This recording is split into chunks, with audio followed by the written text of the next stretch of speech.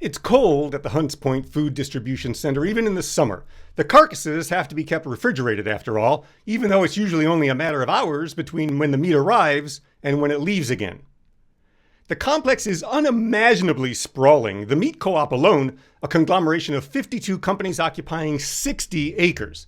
And add the Hunts Point Produce Market and the New Fulton Fish Market, and the complex exceeds 300 acres, with more than 200 wholesalers and just north of $5 billion a year moving through one peninsula in the South Bronx. 300 acres of food, steaks, burgers, lobster, lettuce, everything you need to put a really nice surf and turf on the table, all available in this massive complex as long as you're buying by the pallet. The co-op's website is happy to tell you who it serves: chain supermarkets, restaurants, hotels, country clubs. And the roughly 13,000 people who live in Hunts Point, no soup for you. They get the cold, though, even in the summer.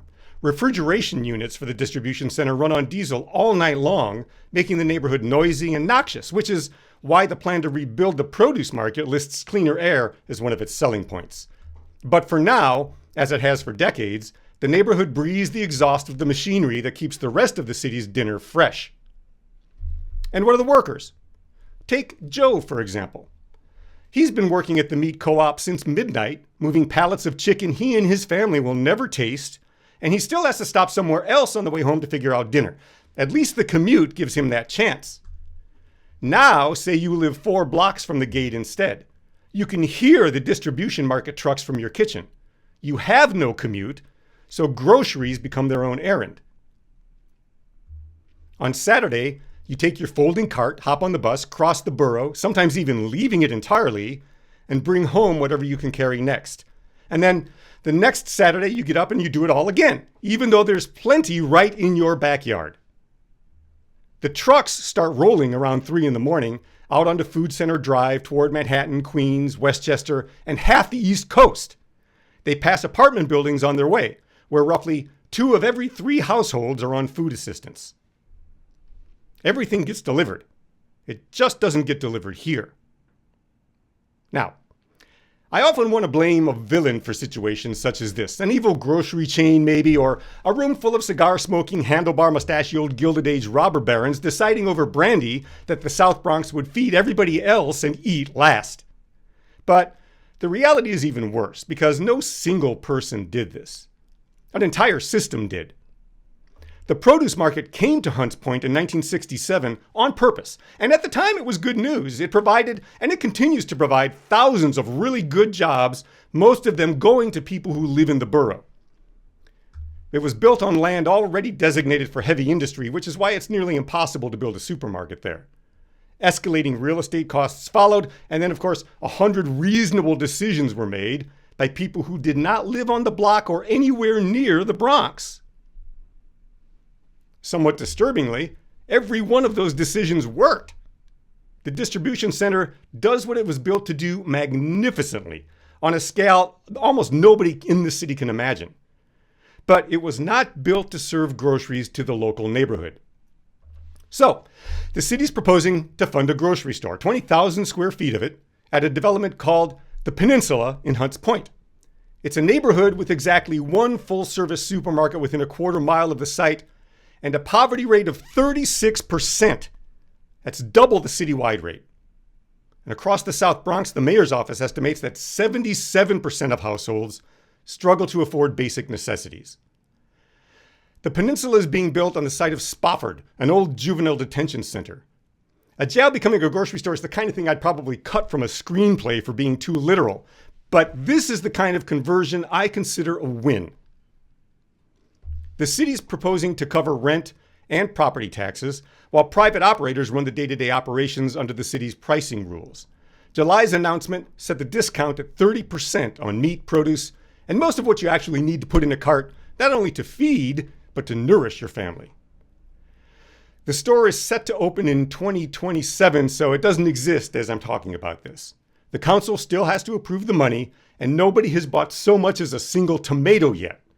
Nevertheless, the reaction has been louder and more fearful than the proposal warrants. There are the usual suspects, of course, led by the chain grocers who are leery of government competition. And the city council speaker has raised concerns about how a city store would affect the independent bodegas and neighborhood supermarkets.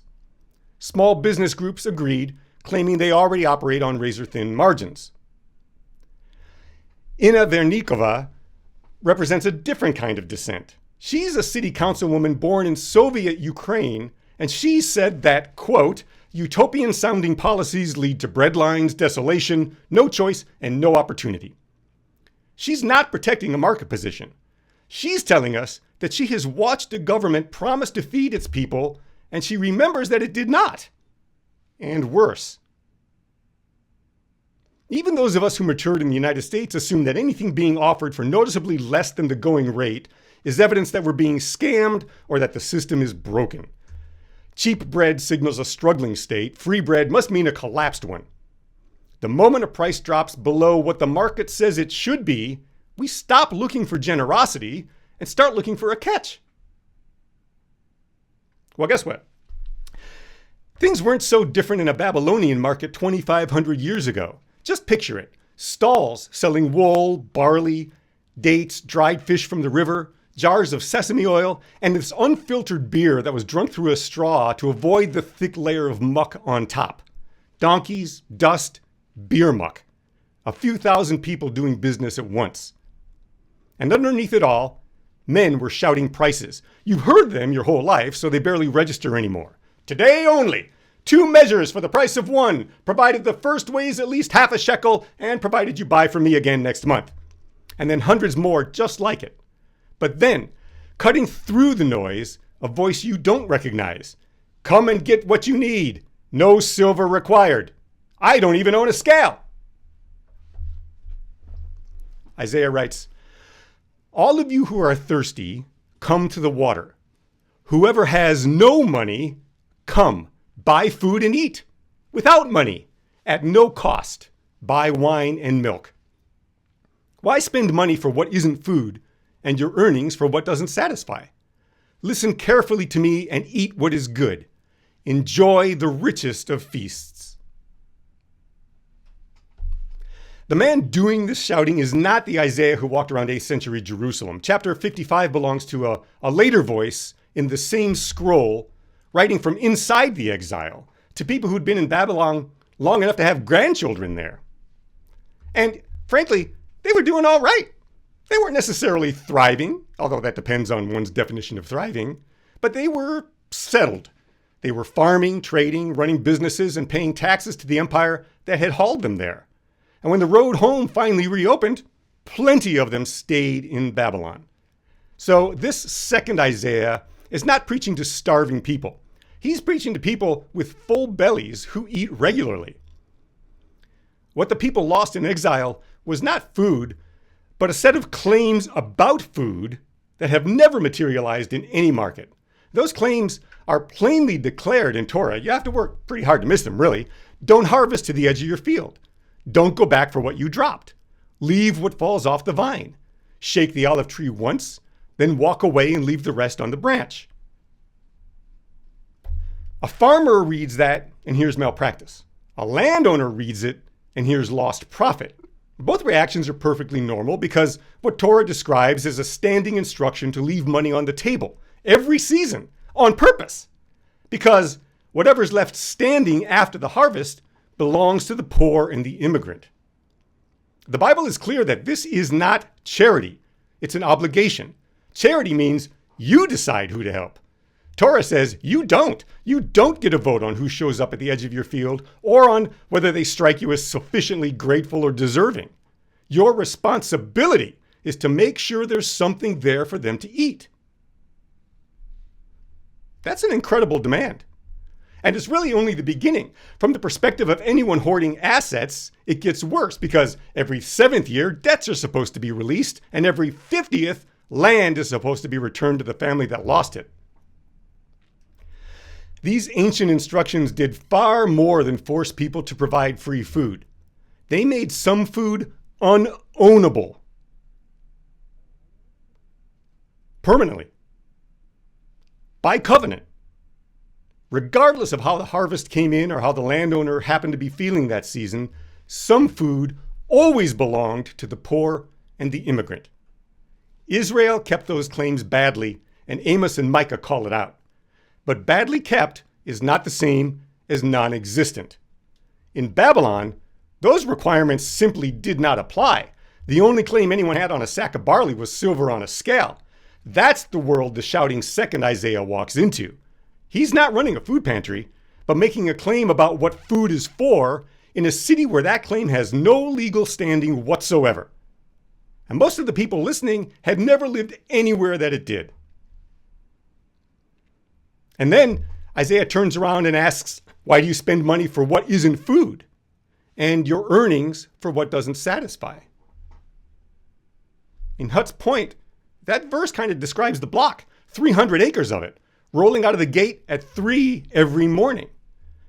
And Isaiah isn't only talking to Hunt's point, of course, he's also talking to me, sitting on my couch with my thumb on the Uber Grub Wonder Dash delivery app because I don't feel like going out or cooking.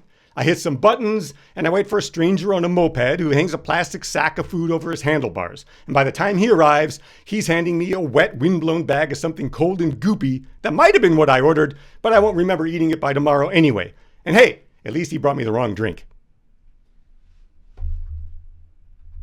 I have never once weighed silver on a scale, but I do the modern equivalent far too often. Many of us do, which raises questions about what we've agreed to accept as food in exchange for money, and how long we'll keep paying for something that will never fill us. We already know it can be different because we practice sharing food every Sunday. We set a table, and nobody gets asked what they brought or whether they earned it or if they're the right sort of person to be here. Our communion costs nothing except what we bring to the table.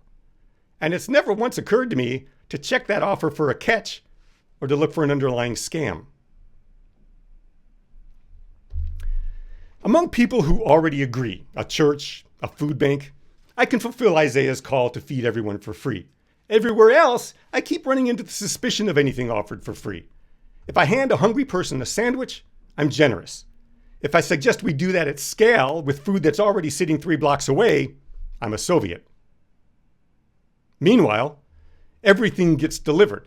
The trucks keep rolling out of the Hunt Point gate at 3 in the morning, and what we owe the 4 blocks around it remains unanswered. Amen.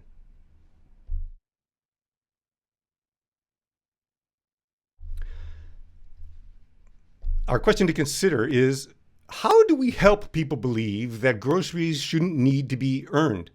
And do we believe that ourselves? Let's think about that while we have communion together with each other.